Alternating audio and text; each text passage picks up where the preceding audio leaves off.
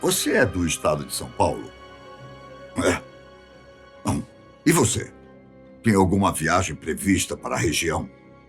Olha, não deixe de visitar o Parque Estadual do Jaraguá. Estive lá. Trata-se de uma importante área de preservação, tombada pela Unesco como Patrimônio da Humanidade. Se não me engano, foi em 94.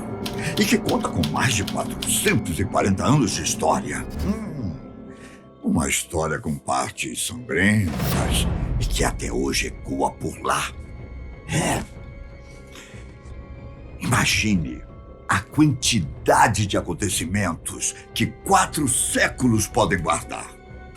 Já imaginou? Pessoas nasceram, morreram, o mundo viu guerras, momentos de paz.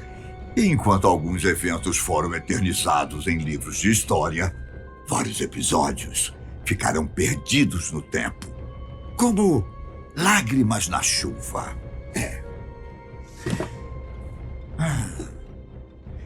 Enquanto certos acontecimentos podem ser imortalizados de forma oral, repassando as histórias através de gerações, outros são lembrados por causa das construções envolvidas. Uma igreja, uma pirâmide, um coliseu, uma casa mal assombrada.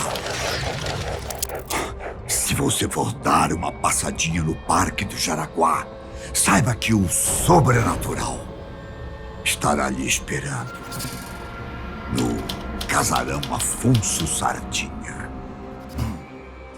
Se me pedisse uma explicação rápida sobre o lugar, eu diria apenas que se trata de uma edificação histórica. Agora, se eu pudesse ir um pouco mais longe, eu seria obrigado a dizer que é uma edificação com uma intensa atividade paranormal. Vultos. Vultos já foram vistos lá. Pessoas escutaram barulhos.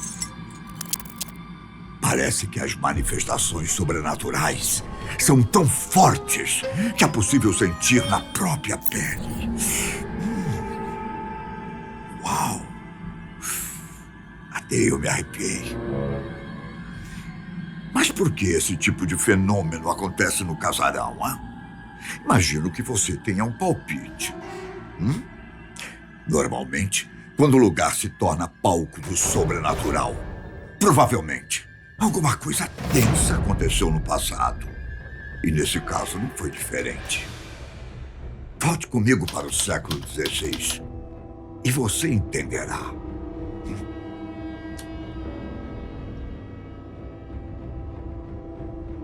O homem que dá nome ao casarão, Afonso Sardinha, foi um bandeirante português que é lembrado até hoje por sua atuação no comércio, na mineração, na fabricação e na exportação de produtos, como marmelada, por exemplo.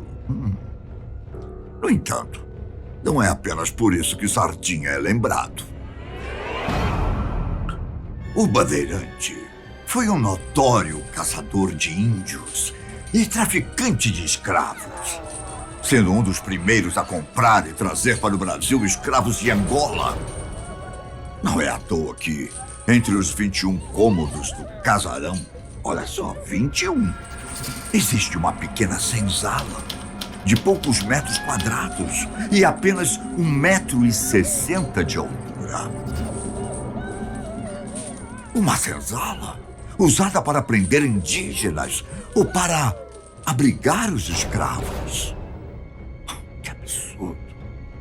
Tudo começou em 1580, depois de descobrir evidências de que havia ouro no Pico do Jaraguá. Sardinha decidiu ficar pela região para poder explorá-la ao máximo. Foi nesse momento que ele construiu a fazenda, a mesma propriedade que abriga o casarão, em que ele viveu até sua morte, em 1616. Para a construção da residência foi utilizado um processo milenar. Chamado taipa de pilão. Conhece? Não? Caso você nunca tenha ouvido falar dessa, digamos, técnica, eu explico rapidamente. Para a construção de paredes, é feita uma compactação de terra. Coloca-se uma certa quantidade desse recurso, um pilão, para ajudar a compactá-lo. Depois acrescenta-se mais um pouco de terra, que é novamente compactada, e por aí vai. Só que no caso do casarão de Afonso Sardinha, os construtores usaram vísceras e sangue de animais para fornecer maior resistência ao material. Mas o problema é que talvez não tenham sido usadas vísceras apenas de animais. Pense comigo. Os primeiros europeus que se estabeleceram em nossas terras não eram amigáveis com os indígenas e com as pessoas negras, não é? Então, sendo bem direto com você, é possível que tenham sido usadas vísceras humanas no material da construção. Isso por si só, meu caro, já abre margem para que fenômenos sobrenaturais aconteçam naquela propriedade. E para piorar o cenário, o Pico do Jaraguá era considerado sagrado por povos indígenas da região. Então, além de não entrarem no lugar, eles não aceitavam que mais ninguém entrasse. Os nativos do povo Guarani e Carijó até tentaram defender seus ideais, travando batalhas contra os portugueses. Mas acabaram praticamente exterminados por não chegarem nem perto das armas que os europeus tinham. Você consegue imaginar a quantidade de sangue derramado naquelas terras? Com tamanha injustiça? Será que suas almas conseguiram descansar em paz? De acordo com os relatos, provavelmente não. Depois de mais de 4 séculos e muita história, parece que o casarão nunca se esqueceu das crueldades que aconteceram entre aquelas paredes. Quem teve coragem de passar uma noite por lá, viu sombras pela casa, ouviu o barulho de correntes, como se alguém tivesse arrastando pelo chão, e escutou sons muito fortes, como batidas nas paredes.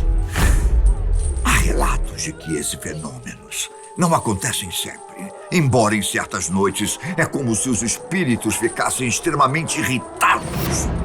Em episódios do tipo, é possível ouvir gritos de pessoas de mais de 400 anos atrás. E além disso, quando os fenômenos não são vistos, eles são sentidos pelo corpo. Dizem que, ao se hospedar por uma única noite no casarão, você sente uma espécie de presença acariciando seu corpo ou mexendo em seus cabelos. Às vezes, o sobrenatural nem precisa se manifestar para que a pessoa perceba a atmosfera densa. Por exemplo, algumas histórias falam que a pequena senzala passa uma sensação horrível apenas ao entrar no cômodo. Quase como se a pessoa fosse transportada para o século XVI e pudesse ver o sofrimento dos que ficaram presos ali. Com a inauguração do Parque Estadual do Jaraguá, em 1961, seguranças foram contratados para fazer a ronda por toda a área. Uma situação nada fora do comum, você há de concordar comigo. O que saía mesmo do normal eram as coisas que eles viram na antiga fazenda, principalmente na área próxima ao casarão. O segurança disse que certa vez teve a impressão de que estava sendo observado por alguém na propriedade de Afonso Sardinha. Ele até investigou mais atentamente as redondezas da casa, com a ajuda de um colega. Mas adivinhe, só havia os dois no lugar. Em outra ocasião, barulhos tão altos foram ouvidos de dentro da casa que os seguranças chegaram a chamar a polícia, pensando que a propriedade tivesse sido invadida por várias pessoas. Quando as autoridades entraram no casarão,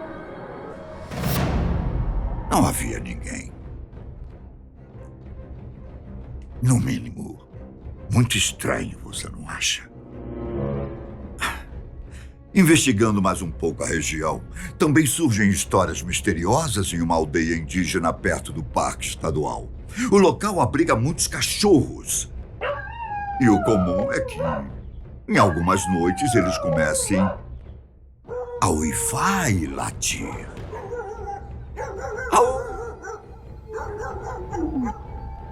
É um hábito comum de cachorros, é verdade.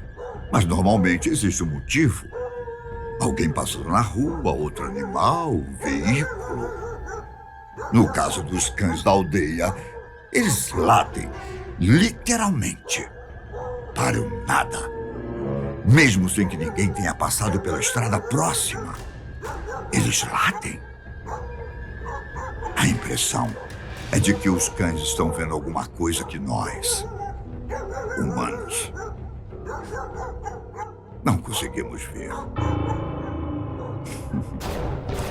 Indo além do casarão e da aldeia, em outra parte do Pico do Jaraguá, foram instaladas antenas de transmissão na década de 60.